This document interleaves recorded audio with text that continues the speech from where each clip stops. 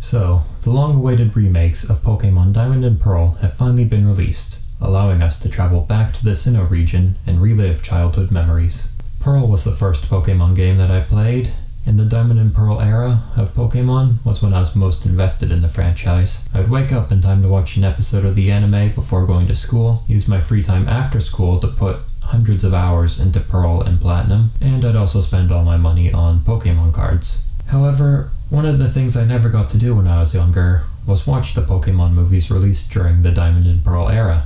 So, to celebrate the remakes of my first Pokémon games, I've decided to go back and watch the 4 Pokémon movies released during this time, starting with Pokémon, The Rise of Darkrai. This was the 10th Pokémon movie to be released, and I remember seeing commercials for it on TV, and wanting to watch it because of the battle between Palkia and Dialga. I also remember seeing the opening where Palkia and Dialga are fighting, and I always thought it was cool that Palkia's roar in the anime was a combination of the thing Obi-Wan rides in Revenge of the Sith and the Heisei era roar of King Ghidorah. But how well does this movie hold up? Let's find out. The story follows Ash, Dawn, and Brock, who were the main characters of the anime during the Diamond and Pearl era. They are heading to Alamos Town so that Dawn can participate in a Pokémon contest being held there.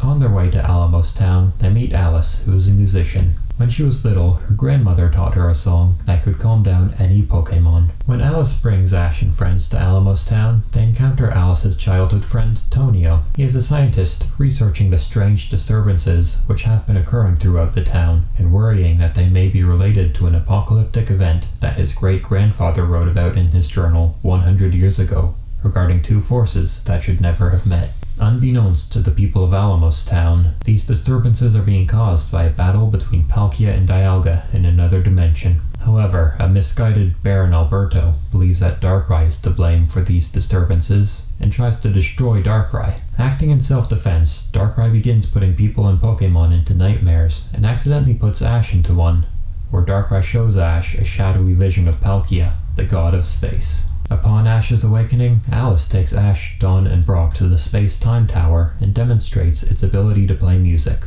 However, shortly afterwards, a pink light flashes across the sky. This causes Darkrai to reappear, but Baron Alberto is ready and attacks it once again. Ash attempts to chase down and attack Darkrai, but Darkrai manages to escape. But Darkrai is no longer the town's greatest concern, since a fog now surrounds the town, which prevents people from leaving. Still thinking Darkrai is to blame, Alberto mobilizes the townspeople and they begin hunting Darkrai.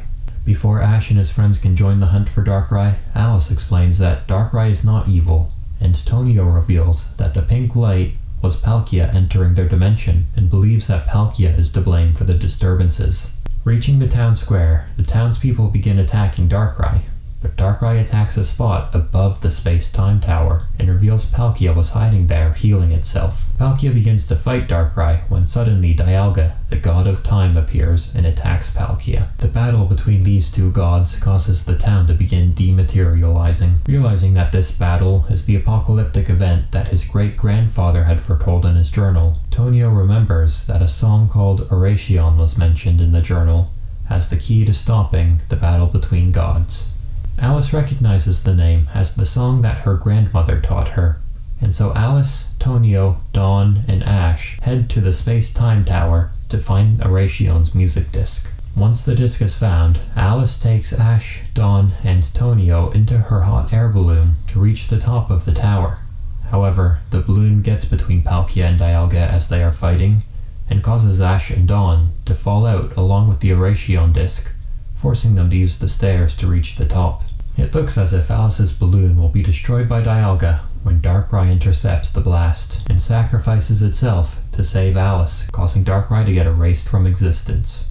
Reaching the top of the tower, Ash and Dawn install the music disc, which succeeds in calming down Palkia and Dialga. Dialga decides to leave, and Ash and Dawn demand that Palkia restore the town, to which it obeys before departing for its own dimension.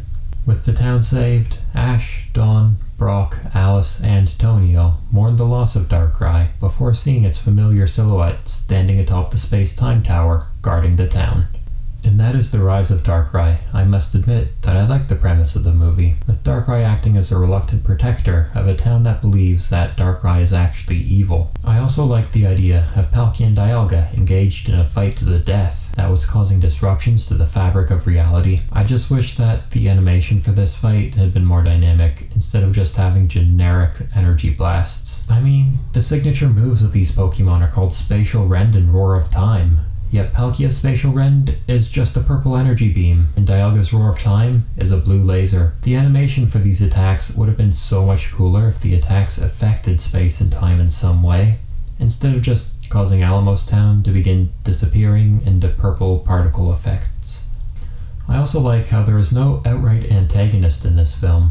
Baron Alberto is the closest thing to a villain here, but his actions are based on his incorrect suspicions towards Darkrai, and who can really blame him? Darkrai is the nightmare Pokemon, and is often associated with being evil. And that takes us to the main message that this film is trying to convey to kids, which seems to be about not jumping to premature conclusions. However, this message is handled very sloppily. Darkrai may not have been evil, but whenever it appears, it wasn't very friendly towards the heroes, constantly telling them to go away. It is mostly Baron Alberto's actions which caused Darkrai to attack in self-defense. However, despite having the ability to talk, Darkrai never tries to explain the situation regarding Palkia and Dialga to anyone, despite the film implying that Darkrai is aware of what is occurring in the alternate dimension somehow. This leads to the twist, that Darkrai wasn't telling the main characters to go away, but was instead yelling between dimensions at Palkia and Dialga and telling them to go away, and just so happened to be staring directly at our main characters while doing so. This revelation causes Ash to feel bad about attacking Darkrai, and he admits that he should have known that Darkrai was just trying to do the right thing, but Darkrai was looking directly at him and yelling go away. How was Ash meant to know that Darkrai was really trying to yell between dimensions at the gods of space and time and telling them to go away? I feel like this would have worked better if Darkrai had been actually trying to explain the situation to someone, but the group's preconceived notions about the nightmare Pokemon caused them to attack it out of fear instead. And that brings us to what I think is the worst part of this movie, which is the inclusion of Ash, Dawn, and Brock as the main characters. I get that they are here so that kids will recognize them from the anime and want to watch the movie, but these characters really have no place in this story. I feel that a much more interesting movie could have been made using this premise and having Alice and Tonio as the main characters. They actually have connections to the events occurring throughout the movie, but are demoted to secondary characters who drop exposition so that Ash and Dawn know what to do next to save the town. Overall, I think that this film has a strong premise, and there are signs of an interesting story buried here. Unfortunately, this film is weighed down by main characters with no connection to the story, and action that is as exciting as watching a Pokemon fight in the games. Which is to say that the Pokemon mostly just sit there and shoot beams at each other, until one wins. I'm sure that kids would enjoy watching this movie if they like Pokemon, but if you have no connection to this film from your childhood, then there really isn't a reason to watch it. But those are just my thoughts on Pokémon: The Rise of Darkrai. Do you have fond memories of this film from your childhood? Let me know in the comments, and consider subscribing so you don't miss the next review in this series, where I'll be taking a look at Giratina and the Sky Warrior. Until next time, thanks for watching.